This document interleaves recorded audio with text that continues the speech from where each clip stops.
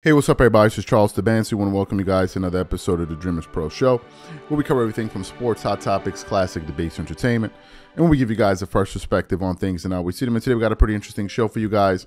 But before we get into it, please make sure you like the video and subscribe to the channel. Also, if you're not following me on Instagram, my name is Charles Tabansi, handle CTABANZ. Also, make sure you follow Dreamerspro on Instagram, same name, Dreamerspro. And also make sure you check out the Dreamerspro podcast that we have pinned in the comment section below on Spotify or iTunes. Anyway, let me get into this topic here. So, this morning, like I normally do, I know it's a bad habit. Some people say you shouldn't do it. But one of the first things that I do is I pick up my phone and I start scrolling through the internet. And by the internet, I'm referring to Instagram, right? It kind of helps me wake up. So I'm scrolling through there and, you know, I follow a number of sports pages. So I'm scrolling through Instagram, right? And I'm seeing one thing, I'm seeing the other thing. I'm like, okay, what are these people discussing this morning? And then I see an image, a post.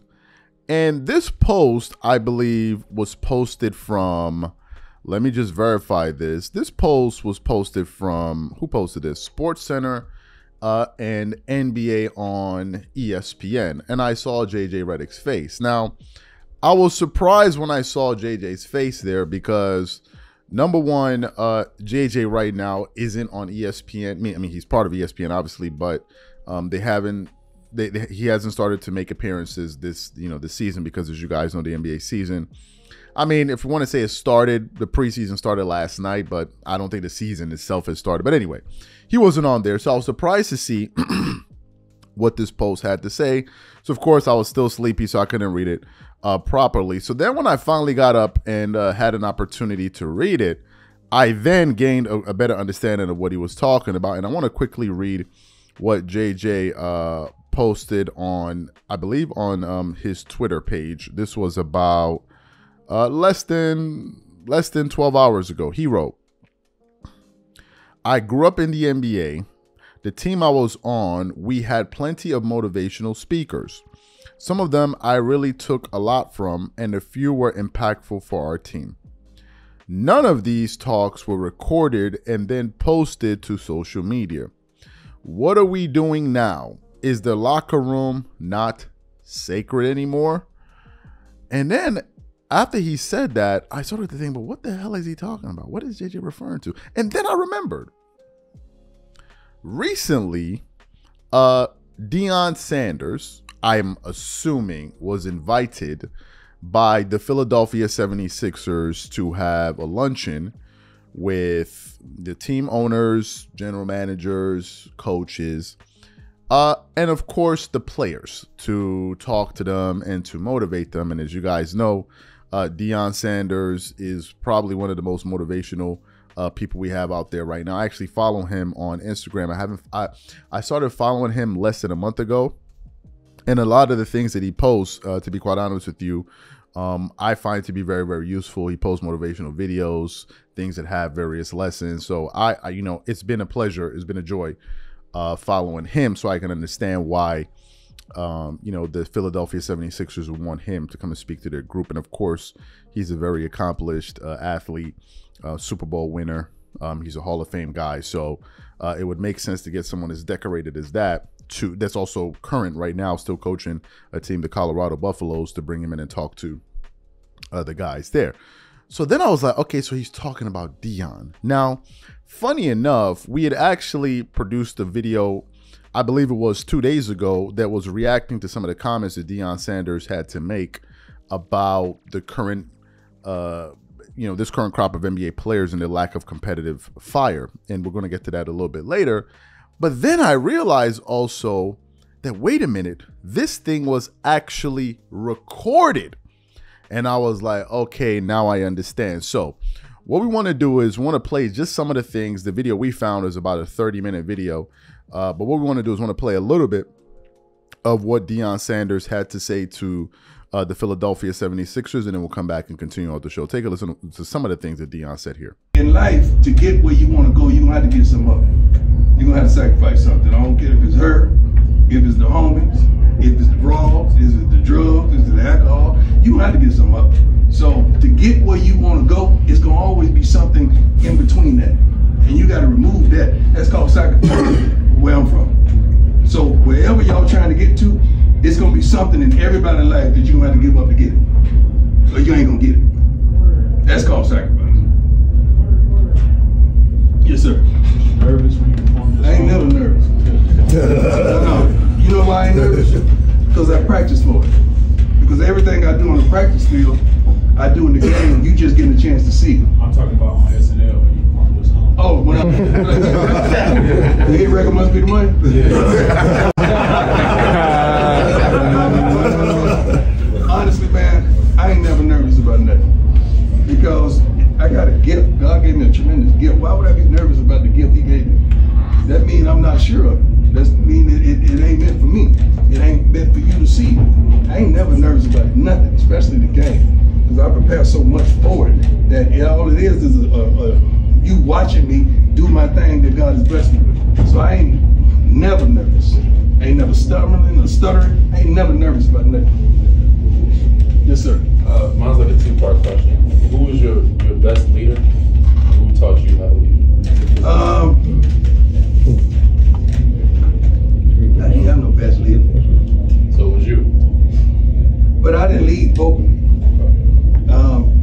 Ironically, no team I played on in pros was our captain. Mainly because I played baseball half the season. I won that half the season, so it was hard to dictate that. But I led by my game. I was no rah-rah guy talking. Although I got credit for talking, I never talked to my opponent. I never talked to him. I never talked to nobody when I played the game. I just went out there and went to work. Because my game was so loud, I didn't need to talk about it. So I really didn't have that, a leader. I didn't know what that was. Was that just the dude in the front making all the noise? Or was that, what is that? Because that guy's up there that's doing his job, that's the leader. That's who everybody follows. They don't follow the guy that rah-rah. They follow that dog that's doing his job. And I did my job like no other. So if that propels me to the front, so let it be. Like on our team, I got leaders and dogs. I don't have captains. I got some leaders and I got some dogs. Every dog ain't a leader, every leader ain't a dog. I don't believe in captains. Because how can the captain have a seat on his chest? Now he want to go play somewhere else next year. But he your captain. That's a mistake. I see that all the time in the NFL. I had a quarterback captain, now he going to another team. But he was your captain. So what was that? Who appointed that? Somebody made a real mistake there. I don't like that. I don't get down like that. A leader leads. No matter what's going down, he leads. Good questions. So those are some of the things that he had to say. Now I want to take it a step further. I'm going to read a little bit from an article called Tequan, from the website called Tequan.com, and it says, Deion Sanders says Michael Jordan wanted that smoke, which NBA players today avoid. They want to be Tarzan on paper. The article then goes on to say Deion Sanders, a renowned University of Colorado football coach known affectionately as Coach Prime, recently had a candid heart-to-heart with the Philadelphia 76ers. Sanders took the opportunity to discuss the changing landscape of competition in professional sports, especially the NBA. Drawing a direct contrast, Sanders highlighted the relentless competitive nature of basketball legend Michael Jordan. When we came up, MJ wanted that smoke, Sanders reminisced. Whoever that dude was, he was going to get. That's the era I came up with.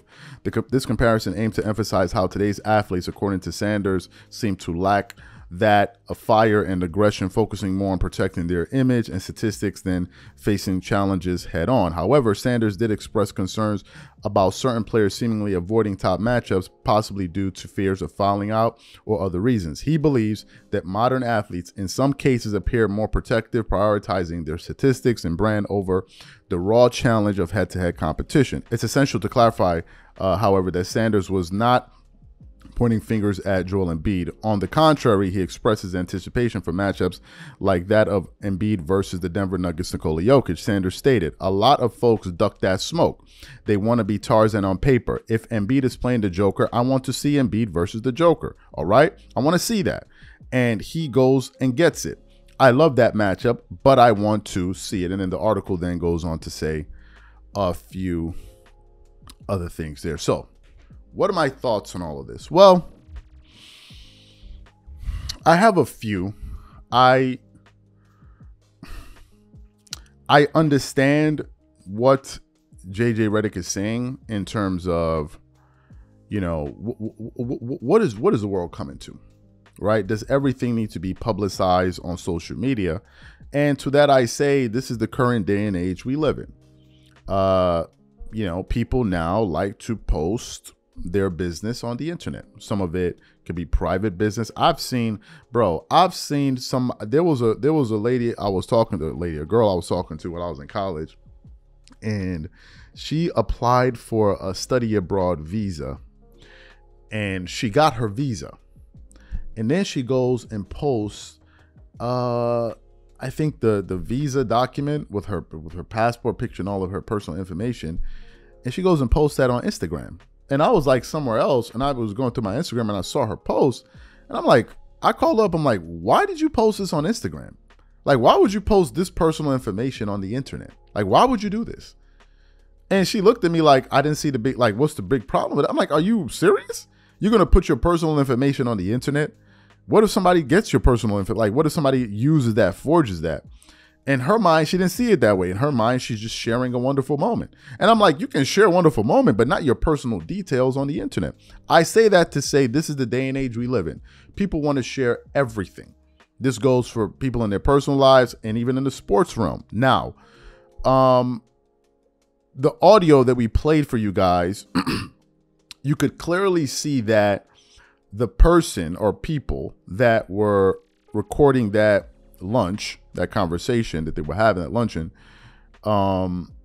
you could clearly see that the people in the room were fully aware of the person recording. It wasn't like as if somebody had a camera under the table or somebody put a camera in one of the vents or something like that. No, you could see the guy was the person, I don't know, it could be a woman, the person was panning around the room and all of that. So the Philadelphia 76ers were fully aware of this. And it could also be a possibility that the Sixers wanted to document that. It could have been one of the players. It could have been Deion Sanders himself.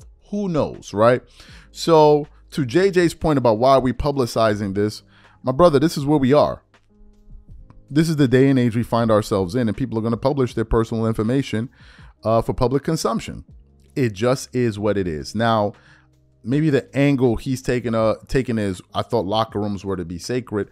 I think that if JJ has that particular stance, I think the question that he poses needs to be directed at the people who allowed that thing to be, number one, recorded, and number two, allowed it to be published on the internet. I think that's a question really for the Sixers and maybe the people involved. Because he directed it at them. He didn't make it a broad thing like, what are we doing in society today as it pertains to posting information in general. He's talking about the Sixers here.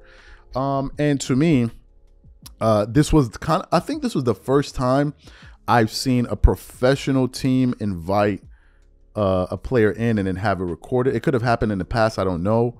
I know that we've had various athletes go speak to teams, like college teams. I've seen that a lot. I've seen Ray Lewis do it. I saw Chris Paul do it.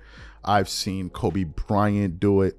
But those were like collegiate teams, maybe high school teams. But you seldom see a professional team. Like, for instance, you can invite Tony Robbins to go talk to, I don't know, the Dallas Cowboys. I haven't seen it. It may have happened, but I've never seen it. I've never seen the video of it. But I guess it raises an interesting question. To me, I'm not really surprised because of the day and age that we live in. So the question to the audience is, number one, what do you think about what JJ had to say? Number two, are you surprised that he said it publicly? And number three, does the fact that this conversation, the fact that it was publicized on the internet, does it surprise you in any way? Whatever you guys think, please leave your thoughts in the comments, and we catch you on the next show. Peace.